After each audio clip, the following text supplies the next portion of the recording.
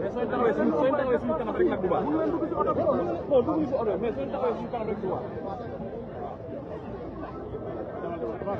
waaw avancé la avancé bu ñu mën a filmé laaf laaf.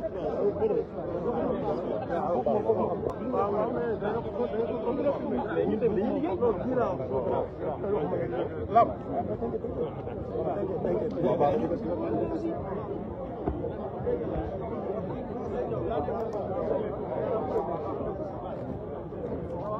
mi ngi noonu nous sommes à Saint-Louis fii ci Guet Ndar pour le lancement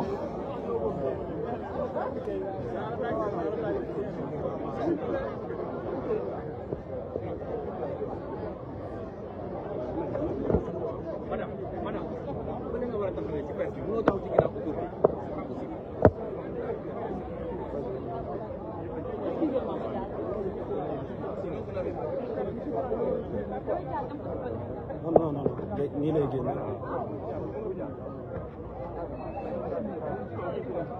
mi ngi noonu le premier ministre Ousmane Sonko qui vient de sortir de son véhicule. Nous sommes à Saint-Louis à Guet Ndar pour la deuxième édition de la journée nationale bi nga xamante ne moom la ñu jagleel li nga xamante ne moom moo di setal sunu réew muy journée de setal nationale et de mobilisation. Le premier ministre mi ngi noonu ànd ak Cheikh Tidiane Dièye di fàttali di ñuy seetaan cérémonie bi yoon ñu ngi koy defee fii ni nga xamante ne moom moo di Saint-Louis. Premier ministre kii moo ko accueillir mu di directrice su OLAC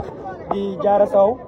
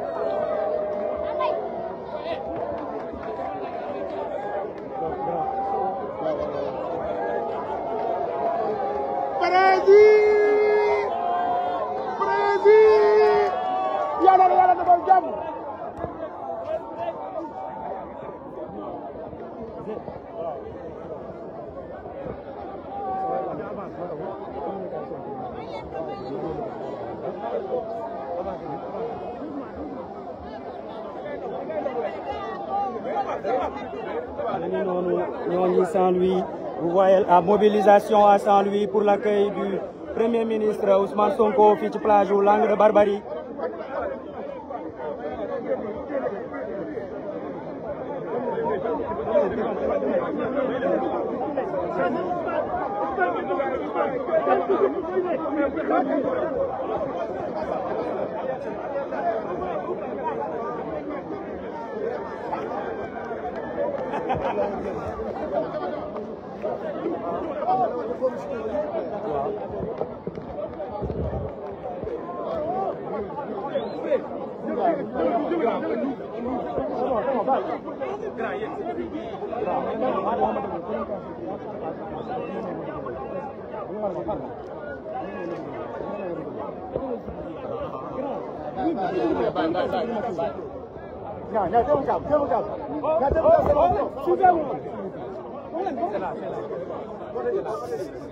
C'est là.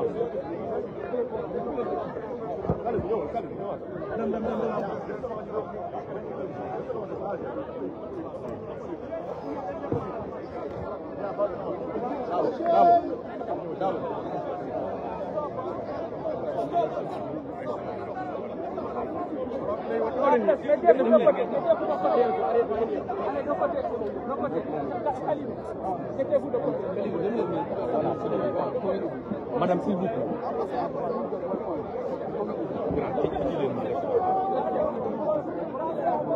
mi ngi noonu le premier ministre Ousmane Sonko ak Cheikh Tidiane Dièye ñoo ngi noonu premier ministre mi ngi noonu fi nga xamante ni moo di Guet Ndar pour lancer officiellement les travaux yi nga xamante ni moom mooy les activités de nettoiement tey ñu ñëw fii ci plage yu Ndar boo xamante ni plage bu mythique la ñëpp xam ko ci quartier boo nga xamante ni mooy Guet Ndar ñu gën ko xamee ci Langue de Barbarie premier ministre Ousmane Sonko ànd si ak Cheikh Tidiane Dièye muy je rappelle ne moom mooy deuxième édition bi nga xamante ne mooy deuxième édition seetal sunu réew mu di li nga xamante ni mooy président Bassirou Diomaye Diakhar Faye moom moo ko initié ànd ceeg tout le gouvernement du Sénégal tey Sénégal fépp foo dem xale yaa ngi dajale ko ñi ngi nekk ci li nga xamante ne moom moo di mobilisation bu exceptionnelle pour ñu nettoyer ñu reboiser ñu jël taaral suñu réew président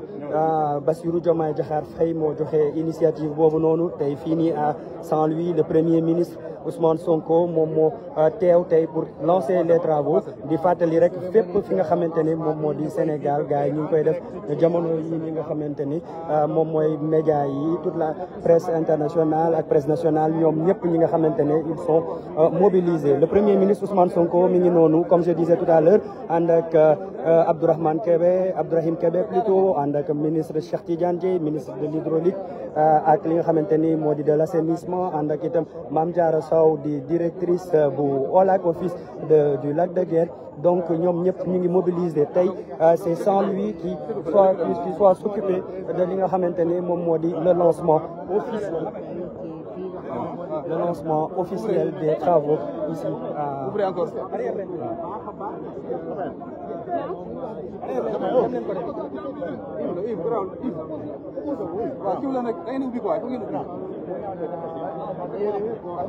waa SONAGED ñoo ko jox tey mu nekk lu am solo nag ci li nga xam ne moo di lancement bi donc am na solo lool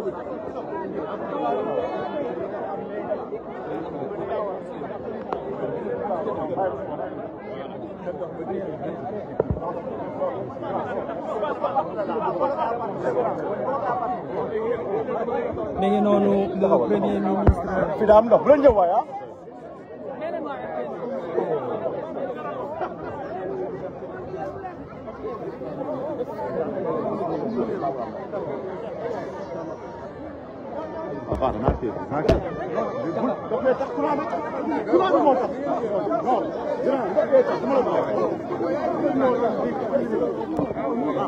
dafa ndànk jarul wax xamal ma jël la jàpp na xool ndox mi jaay xool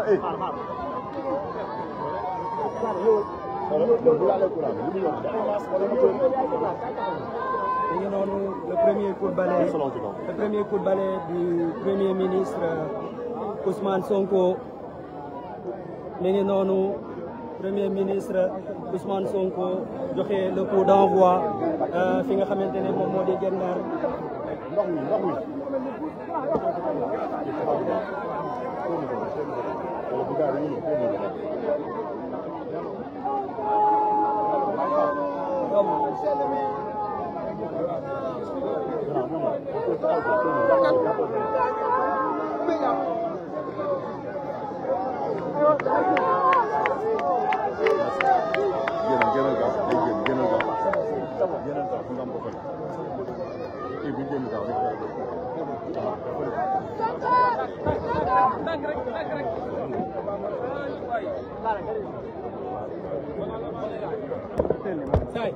on est là fii la ñuy defee point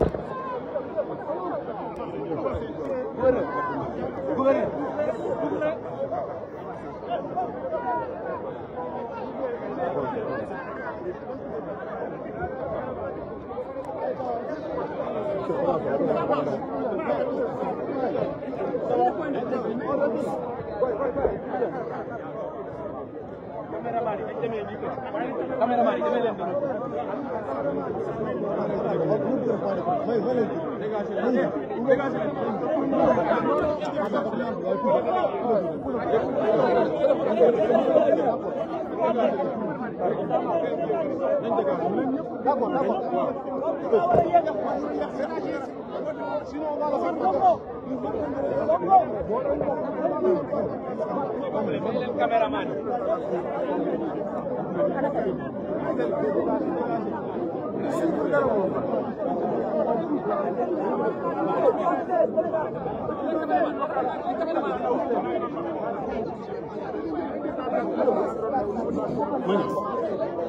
Caméra yi ñoo ko téye. Yéen ñi yoru caméra yi may leen caméraman s'il vous plaît. nañ may caméraman yi ñëw.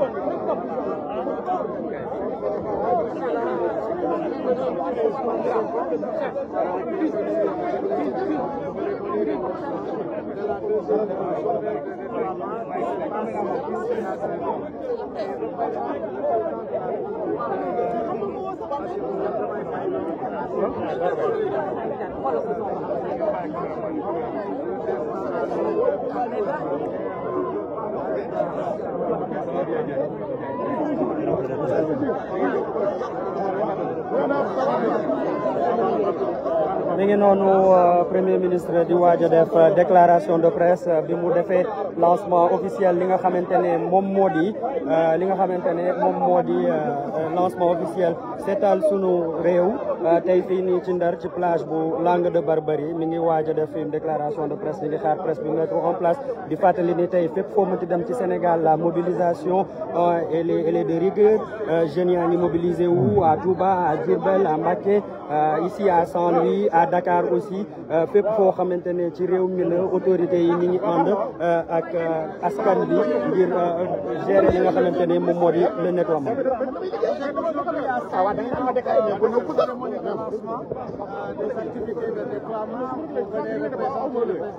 Alors quel message d'abord pour les populations de Saint-Louis et ensuite pour les populations du Sénégal pour que ces actions-là soient claires. jërëjëf defe naa damay njëkkee doo ko ci tubaab ñu ngi sant yàlla di jëli ci yonent bi alayhi salaam di am mbégte bu rëy teew fii ànd fekk monsieur le ministre de l'assainissement docteur Cheikh Tidiane Dièye ak kilifa yi ñu fekk ñu dalal ñu monsieur le gouverneur monsieur le préfet ak mboolem seen autorité yi nga xam ne nekk nañu tey ñu ngi fii ci cadre ñaareelu journée bi nga xam ne mooy programme bi ñu lancé muy programme Setal Sama Réew di programme boo xam ne son excellence monsieur le président de la République Bassirou Diomaye Faye da ko bindoon ci programme muy benn ci fànn yi ëpp solo ci programme moo tax bokk na ci li ñu njëkk a lancé li ñu defee ay semaine rek lañ ko lancé tey jii moom ci boppam son excellence le président Bassirou Diomaye Faye moo doon teew moo doon première sortie bu muy def ci région yi ci cadre programme bi waaye yàlla dafa def bésu tey bi méngoo sommet bi war a am CEDEAO fële Abuja ba tax fii may wax ak yow ñi tembe defe naa yegg na Abuja ndax ci suba la dem loolu tax mu yónni ma pour ma ñëw teewal ko fi ma ñëw fi nag ak mbégte bu rëy ndax man ku ma xam rek xam sama cofeel ci Ndar di njëkkee rek remercier population Ndar ndax maa ngi fàttaliku lu soriwul dara ci campagne bi man maa fi ñëwoon campagne ci turu candidat Bassirou Diomaye Faye waaye def naa lañ ci gis ci bés boobu ñëpp jàppoon nañ ni balaa ñu jóge Ndar fond bi boo moytuwul dina normé tellement population Ndar dañoo génn commencé ko guddi ba ëllëg sa ci fajar midi kon loolu mosul am ci campagne électorale ñu koy gërëmee waa Ndar bu baax a baax waaye di leen wax ni du yem ci gërëm parce que góor lay doon ba askan jiyee ni mu amee Ndar nag nga amee fépp ci Sénégal ren rek nga mën a def mooy li taxoon ñu am yaakaar ci yow nga xar ci sa tànk ba ñu gis ci ay résultats lii nag dafay dugg ci cadre boobu rek parce que dafa am lu ñuy sàggane mais mu am solo trop mooy mooy li tubaab di wax cadre de vie ci wolof mooy fa ngay dund dëkkuwaay ak ko wër loolu amul lu ëpp solo ci nit mun na génn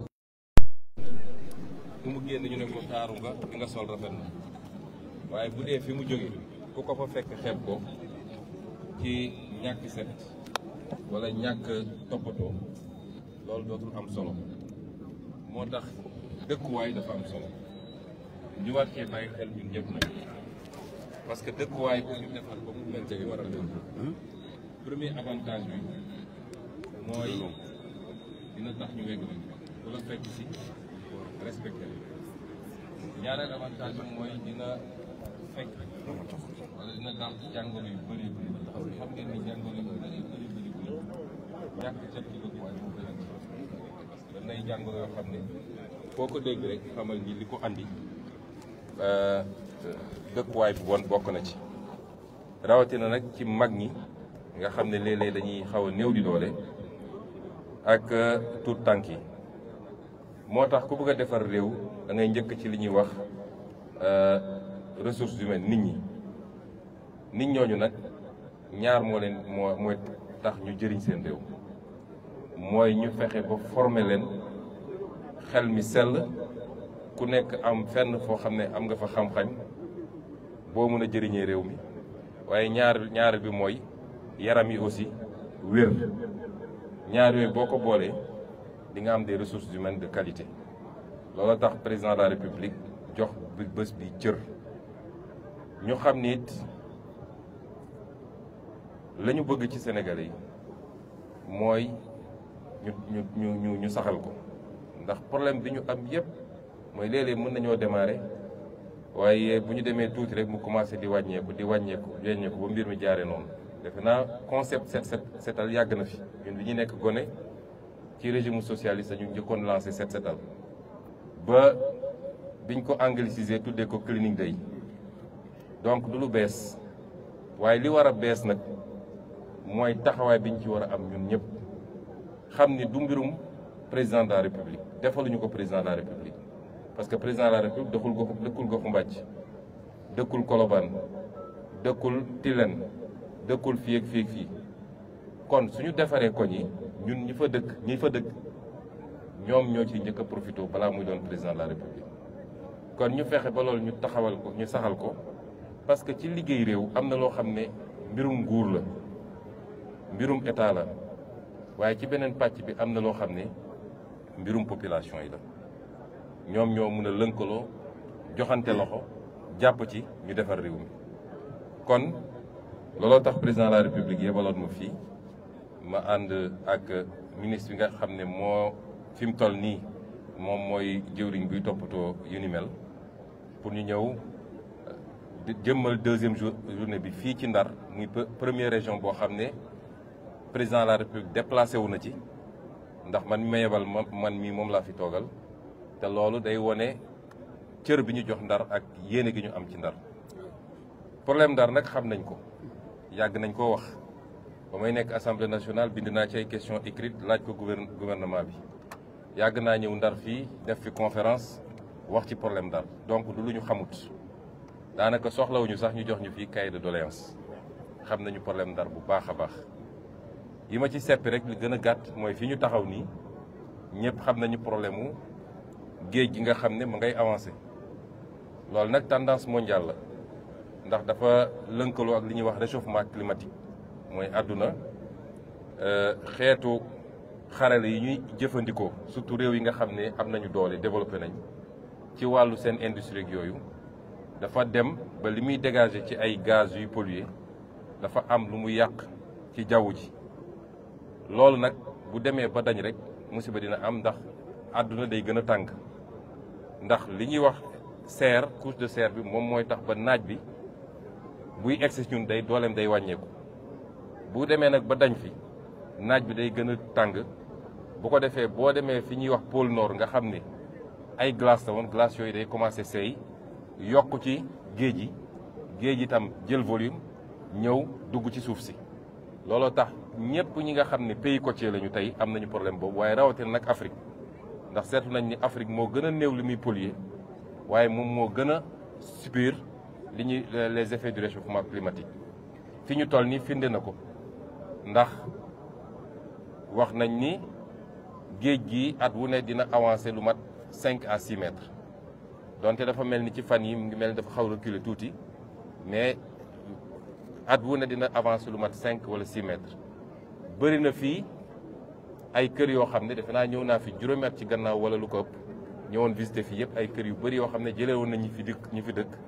parce que ndox mi dem na ba jël kër yi yóbbu leen fële booru balaa nga yegg Ngalel xaar yàlla defe naa fa lañ leen defaloon ay tente noonu la amee feneen ak feneen du Ndar rek de côte bi yëpp la boo demee ba Kafountine fële ci Casamance di nga ko fa fekk loolu di problème boo xam ne problème bu laaj ay matuwaay la bëri na ay programme yoo xam ne lancé woon nañ ko fi lim naa ci démb rek lu mat juróom benn programme yoo xam ne ñeenti banque mondiale moo ko financé am na ci boo xam ne Union européenne la am na ci boo xam ne AFD la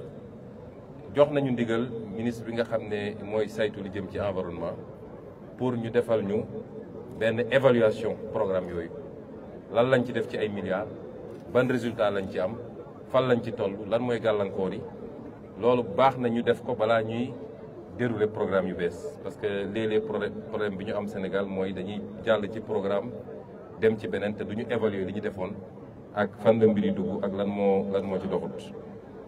loolu di mbir mu am solo waaye li wóor ba wér mooy nu ñuy def ba freiner avancée de la mer loolu yitte gu rëy la ci suñu gouvernement te noonu lañ ko fas yéene wéyalee doore ci li ñu fi jot a def waaye yokk ko ful ko ba ci suñu 700 kilomètres de côte yi ñu mën ci am ay résultats fii ñu taxaw ni ñaareelu problème bi mooy bël bi ñëpp xam nañ ko li ko andi woon mooy 2003 bi taw bi xawee am doole trop ñi fi newoon ci kilifa ci jamono jooju newoon ñu dem ba ne bu ñu moytuwul Ndar ci boppam dina am inondation yoo xam ne dina doy waar te kër yu bëri dina nekk ci ndox mi ci la kilifa yi fi newoon joxe woon ndigal dinañu ubbi benn brèche bu ndaw ci géej gi pour ndox mi dem muy woon solution bu baax ci jamono jooju ndax fexe woon na ba inondation yi amul biir Ndar waaye malheureusement conséquences yi mu jur après brèche bi nga xam ne quelques centimètres la woon tey defe naa ëpp na 6 kilomètres ba amoon impact dëkk yu bëri jëloon na ko fu mel ne ay Dun Baba Dieye ak yeneen waaye defe naa am na lu ci ñi jot a def ba tey ensablement bi ñu def ak yu demee noonu defe naa village boobu dellu si na waaye bël bi dafa di problème bu xaw a jafe ndax day déplacé wu vers le sud te démb gouverneur mi ngi ma naan defe naa dans 25 ans su ma juumut la war a dellu ci place am bi mu normal donc at wu ne wala ñaari at yu ne dina am benn village boo xam ne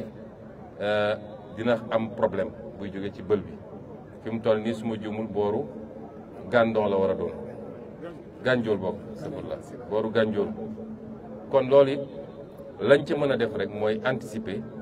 ci ensablement yi ñu demee noonu mais c'est un phénomène naturel boo xam ne dina réglé wul boppam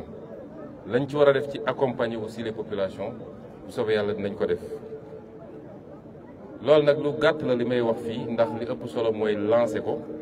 dina am yeneen kàddu yu ñuy wax feneen ndax defe naa am nañu ñetti étapes yu des di wax rek ni problème mu Ndar yëpp xam nañ ko la jëm ci napp gi defe naa ren gouvernement def na effort yu rëy rëy bi ñu toogee rek le président yebal ay délégation ministre bi yor napp bi moom ci boppam bi mu demee di nuyoo tournée bi mu doon def di nuyu suñu dëkkandoo yi am na lu mu waxtaanoon ak président Mauritanie ba ñooñu jox ñu nombre de licences de pêche yu bëree bëri ba nappkatu Ndar yi mën a continuer dem di nappi foofu tranquillement ñu génn ci loolu mu yónni fa délégation boo xam ne ministre de la pêche moo ko jiite woon mooy it mu dem fa am fa ay résultats yoo xam ne defe naa tey jii nappkatu Ndar yi amuñu problème war a dem sur la base des licences de pêche dem prélever quotas yi nga xam ne autorisé nañ leen ko ñu boole ci nag matuwaay yi nga xam ne ñu ngi koy jël ci accord de pêche yi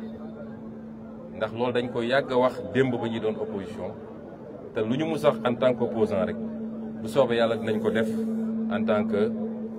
bu ñu egsee ci pouvoir. Exécution programme nag dañ koy dérouler étape par étape waaye gis ngeen premier acte yi ñu posé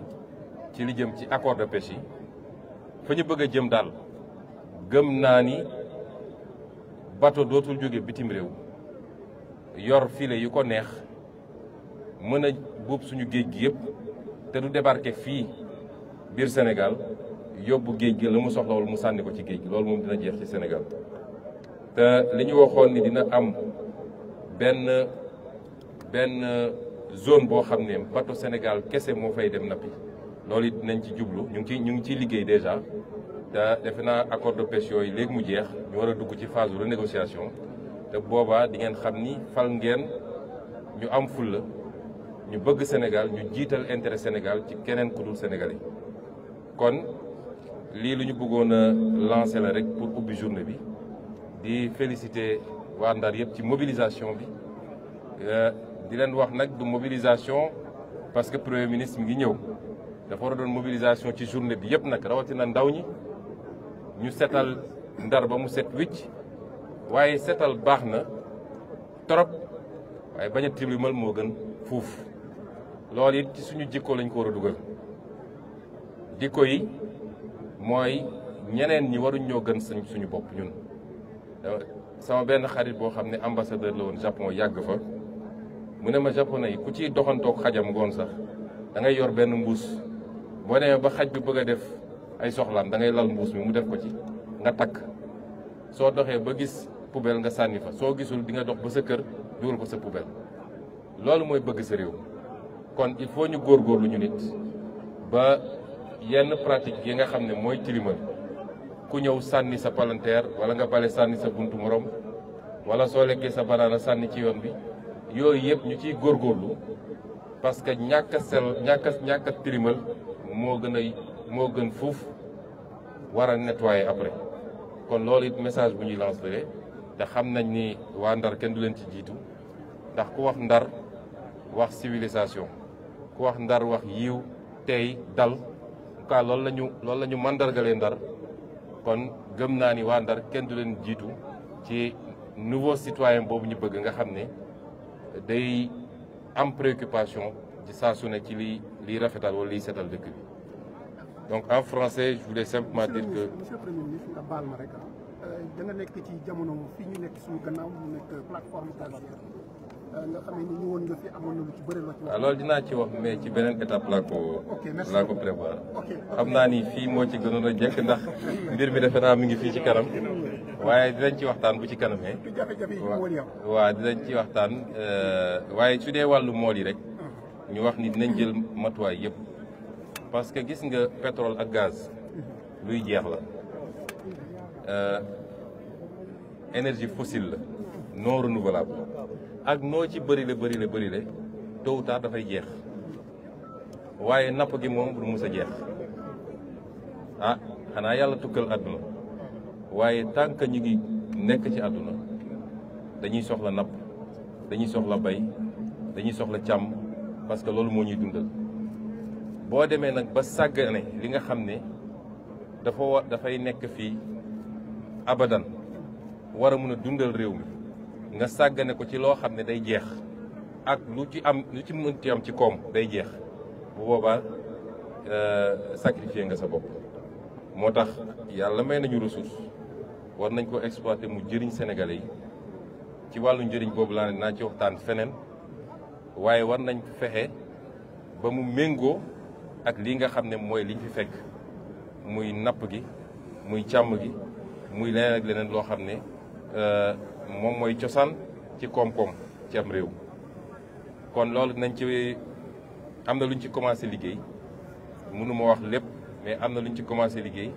ministère yi ko séq ay jox nañ leen ay instruction am na luñ ciy waajal buñ ci paree moo xam décret lay doon wala loi bu ñu yóbbu assemblée nationale pour wax naka lañ koy réglementer ba pétrole bi wala gaz bi du gàllankoor napp gi normalement waru ko mën a gàllankoor normalement parce que exploitation gazière gaz bi warul rëcc warul génn warul tuuru pétrole kazalika ndax bu amee rek catastrophe naturelle am na donc loo xam ne sa plateforme nga koy defee su dee lu ñuy dugal ci biir réew mi ñu def benn gazoduc boo xam ne fa lay jaar dugg ci réew mi bu dee lu ñuy liquéfier yóbbu bitim réew ay bateau ñooy taxaw ñu yeb ko mu yóbbu ko normalement su kenn ku ne yemee fi nga war a yem warul mun a am impact ci napp gi te du ñun ñoo njëkk a am nag pétrole ak gaz offshore ndax ñoo ko mujjee am ñu ngi koy def feneen ak feneen te ñooñu teewul ña ngay def seen napp tranquillement kon loolu ñu ngi ciy liggéey di dalal suñu mbokk mool yi ni bu soobee yàlla suñu première préoccupation mooy géeju Sénégal jëriñ waa Sénégal la ca nekk yëpp mën a jëriñ waa Sénégal te li ci ëpp solo mooy li nga xam ne luy dund ci biir géej gi la li ne ci suufa suuf nag di pétrole gaz doog a ñëw mun a dox te benn du lor moroom.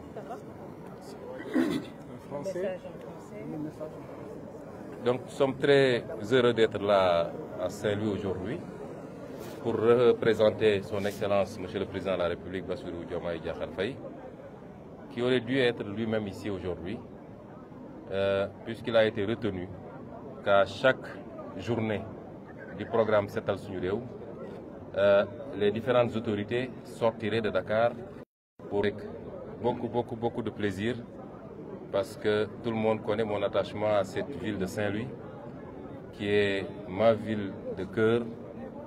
une ville qui m'a beaucoup donné. Et j'ai été très heureux d'avoir été désigné pour venir représenter Monsieur le Président de la République, accompagné de Monsieur le ministre de l'Assainissement, le docteur Cheikh Tidiane Dièye et son équipe, qui sont les maîtres d'œuvre de cette journée. Et nous y avons trouvé les représentants de l'État, notamment Monsieur le gouverneur de Saint-Louis, Monsieur le préfet. Et nous remercions les populations saint-louisiennes pour l'accueil qu'ils nous ont réservé déjà hier quand on arrivait assez tardivement, mais également pour cette mobilisation pour donner forme à cette journée qui occupe une place extrêmement importante dans l'agenda du président de la République. Vous savez, les questions d'hygiène, nous avons tendance à les négliger. Mais quand on parle de développement, aucun développement ne peut se faire sans hygiène, sans un cadre de vie assaini, adéquat. Et il n'est qu'à voir ce qui se passe dans les pays dits développés pour comprendre que c'est l'un des signes les plus visibles du développement. La capacité à prendre en charge son cadre de vie, à le rendre propre et assaini. Mais il ne faut pas qu'on pense que c'est l'apanage des pays développés. Personne n'a plus droit à la santé, à l'hygiène, à la propreté. Ça doit être une préoccupation simplement humaine, une préoccupation de développement social avant d'être la base du développement économique. Et c'est pourquoi le président de la République a placé cette préoccupation au centre de son agenda. Je disais que ce n'est pas l'apanage des pays développés, parce qu'ici en Afrique, si vous prenez l'exemple du Rwanda, ils ont réussi ce pari. Et avec la combinaison des efforts de l'État, qui n'a pas beaucoup de moyens, ni au Rwanda, ni au Sénégal, mais avec la participation volontaire des populations pour suppléer un peu à ces carences de l'État, en attendant que l'État puisse développer un peu plus ses moyens et petit à petit monter en puissance. Et c'est pourquoi le président de la République a voulu en faire une journée nationale, mais surtout une journée pérenne. Parce que le vrai problème que nous avons au Sénégal, c'est de maintenir la cadence quand il s'agit de faire des choses utiles. Et il est important que chaque Sénégalais puisse sacrifier de quelques heures pendant le mois, en tout cas une fois par mois au moins, à son propre cadre de vie. Parce que si le cadre de vie est assaini, il ne l'est pas. S'il est assaini ici à Guet-Ndar, il ne l'est pas pour le président de la République,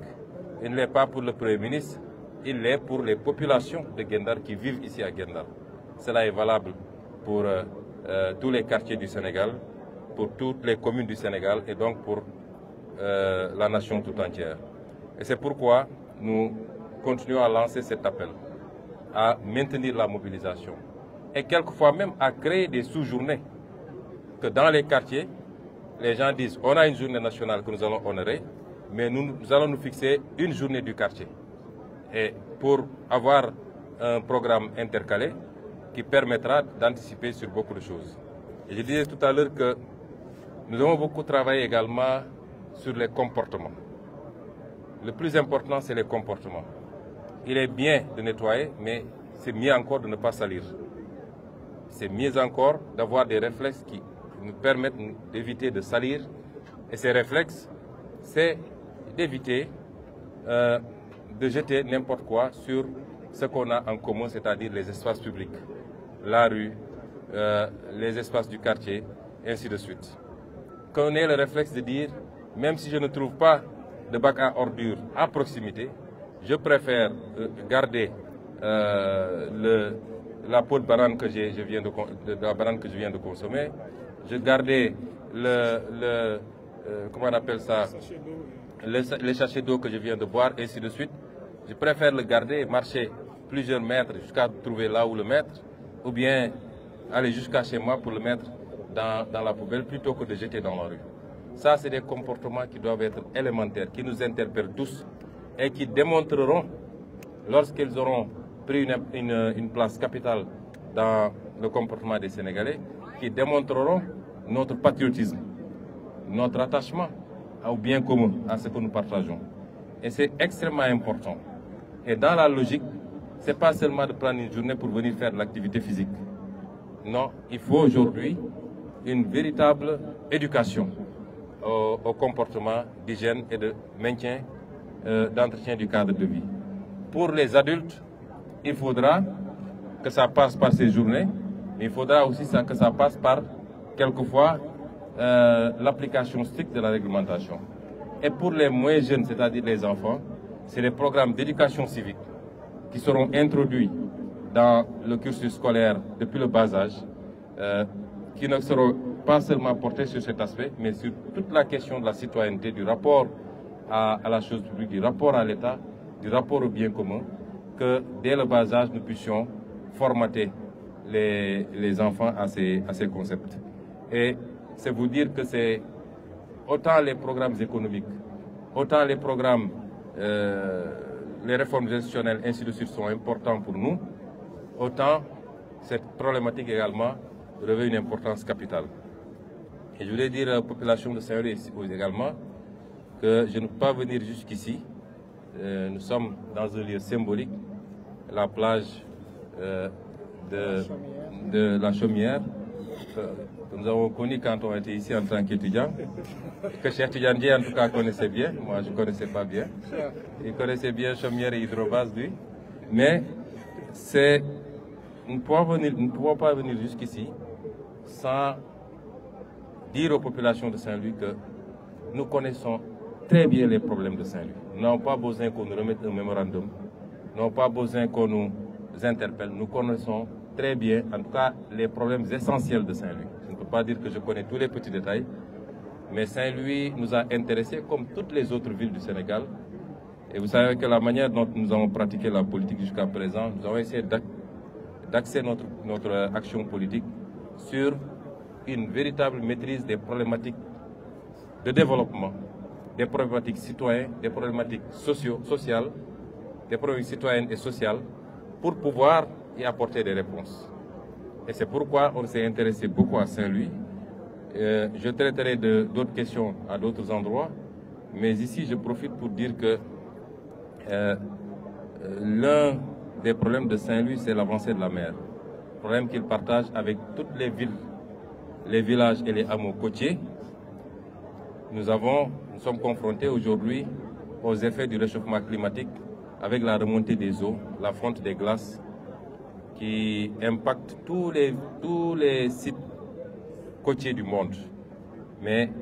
l'Afrique subit beaucoup plus ces impacts que tout le reste du monde, alors qu'il pollue à moins de 5%. Mais malheureusement, c'est ça. Et c'est pourquoi aujourd'hui,